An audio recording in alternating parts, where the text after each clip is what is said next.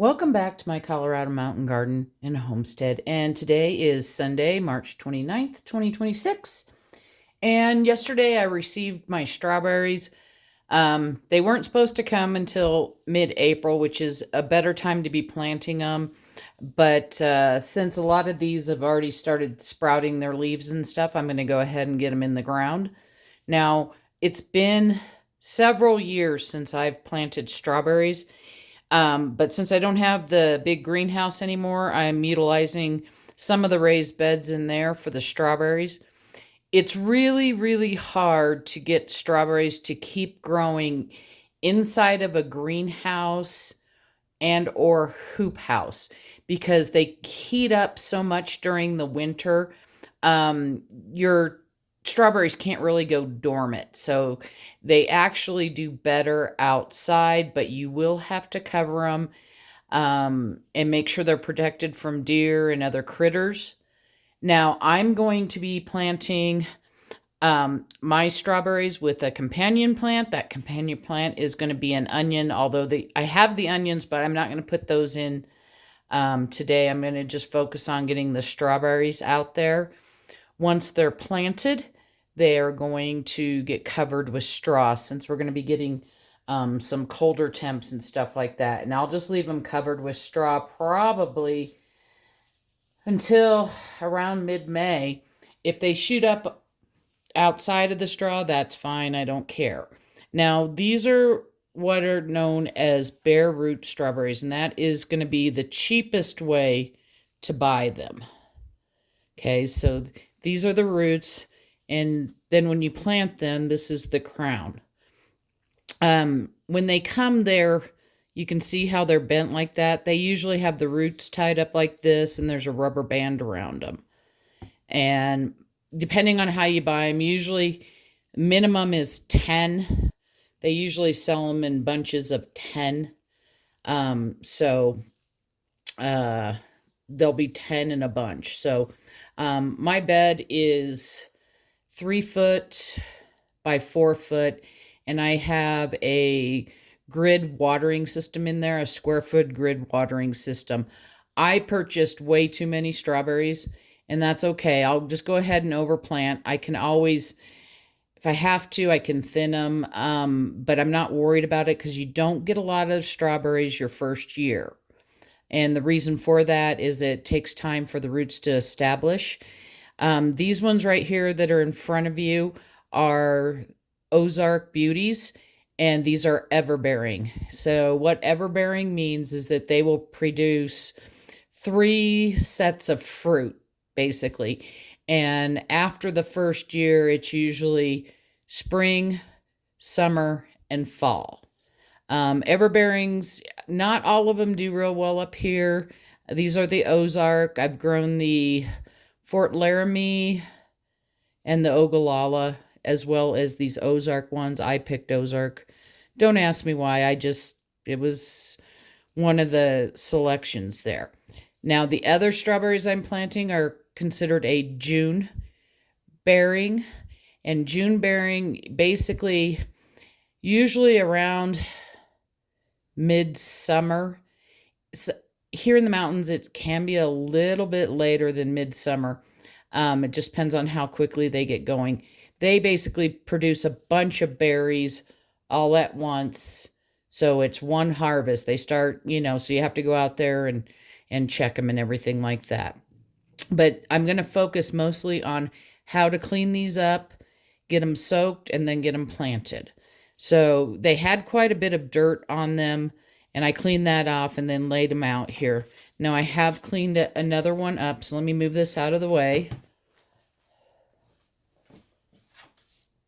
Normally I would do this outside, but I'm inside so I can make the video. So this one I have a bowl of cool water, and I rinsed off the roots. Now you can see this one's starting to grow a shoot already.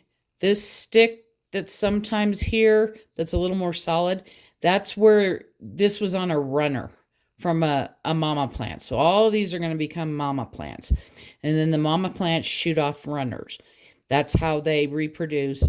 Mama plants should be replaced about every I won't say 2, about every 3 to 4 years.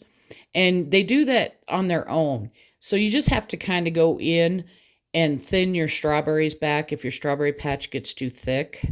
I also wanted to show you, you can see those roots right there. They're starting to grow. So yesterday when I got these, I just put the package in the refrigerator. And typically you can hold them for up to 2 weeks in the refrigerator before planting. But like I said, I'm going to go ahead and get these out. Now there's different ways that people will tell you. Since I'm on a grid, a square foot grid, I'm going to be digging trenches. And then I will lay my strawberry in out like this and gently try and pull some of this apart and lay the root down in the trench. And then I'll come to the next one and plant the next strawberry plant. Another way is to, if you have since I have a grid, it just gets in the way. But if I didn't have a grid and I just had an open garden bed, so pretend like this was the open garden bed, I could dig down 2 trenches and kind of leave a hump in the middle. And in that case, you would stretch those roots over that hump. And your strawberry would look like that. So there, it would be dirt. This would be, pretend my hand's dirt. So it would go over that dirt hump like that. And then this would be planted in like that. So there's dirt on this side, dirt on that side, and then you close it in. But again, I'm using the trench. So because of my area being already in a square foot grid system, and I'm not going to pull out the water because it's all connected and everything like that. It's not running yet because it's still too cold. Now, when you plant strawberries, they'll come with instructions, and they'll say you want to leave the crown above the ground. And the crown is this part right here. See where these leaves are coming out? And you can even see like a little tiny white root there. So that part you're going to leave out of the ground and just bury it below. So where these, sorry about that, where these are wrapped, you can see where those roots are. You're going to bury it all the way up through there. And then I'm going to be throwing straw on it. Now, before you plant them, you want to soak their roots for 15 minutes to half hour. And you don't want to get this crown wet. So whatever you stick them in, you want to make sure that the crown's still sticking up. So I'm probably going to lay some in these smaller trays and then add water. Now I'm going to be adding worm teeth that I made yesterday. And I had a video yesterday about where I got the worm castings from. It's coloradowormfarm.com. They are local to my area. They're in Conifer, Colorado. Did I say Colorado Worm Farm? Yeah, I did. Okay. I wanted to make sure I didn't say Conifer Worm Farm. So I made worm tea. So I'm going to let these roots hydrate. Now, before I put, let me just grab one that's not quite as, yeah, so this one's a little bit smaller here. I am going to clean off the dirt off these roots.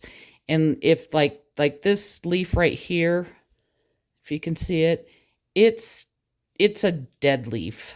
So I'm going to use my scissors and cut that off. But that little crown, you can see here, it's not as predominant as the other one.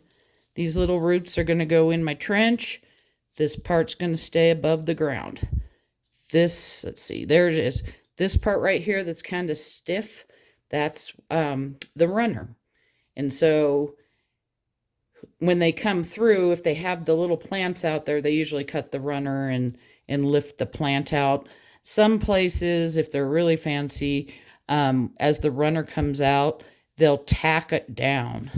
So if this was the ground, they'll tack it down so that it touches where the soil is, and then it'll start rooting. I'm sure there's a way easier way that they do it, being a big farm and stuff like that. But that's what they look like, and we're going to get them out there and get them planted, get them covered with straw. I'm going to use about 3 to 4 inches of straw over the top because we got the cool weather coming in. They should be just fine. Hope you're having a wonderful day and happy gardening.